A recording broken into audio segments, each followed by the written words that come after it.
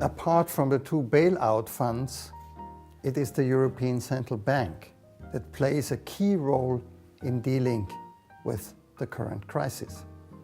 Since its beginning, the ECB has reduced the key lending rate and decided to accept government bonds with low ratings from crisis states as collateral.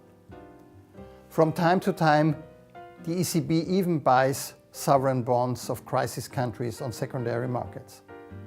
Furthermore, the ECB provides banks with short-term and medium-term liquidity because many banks are cut off from the interbank market due to prevailing mutual distrust.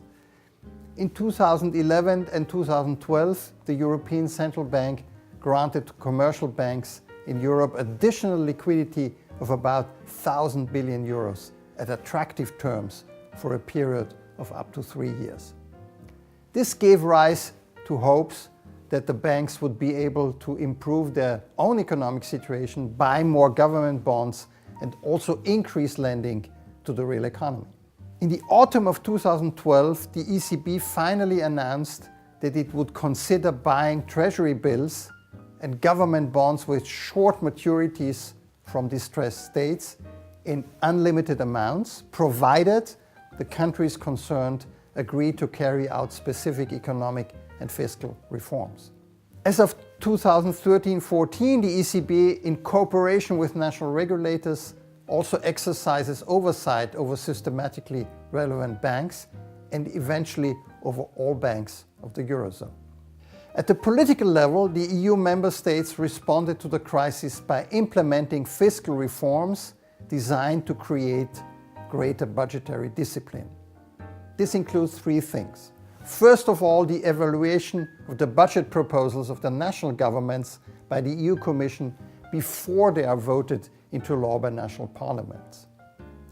Second, the definition of sovereign debt ceilings in national laws, a reform to which 25 of the 27 EU states have committed themselves.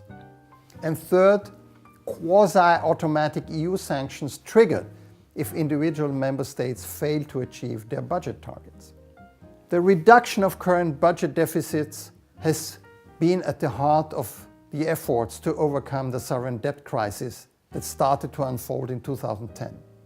However, cutting government spending and imposing higher taxes means less public and private consumption. The stricter budgetary discipline hurts economic growth. In the crisis states, it is even causing economies to shrink. Nonetheless, the efforts have not completely been in vain. The crisis countries have become more competitive due to the lower wages, higher exports, and smaller current account deficits.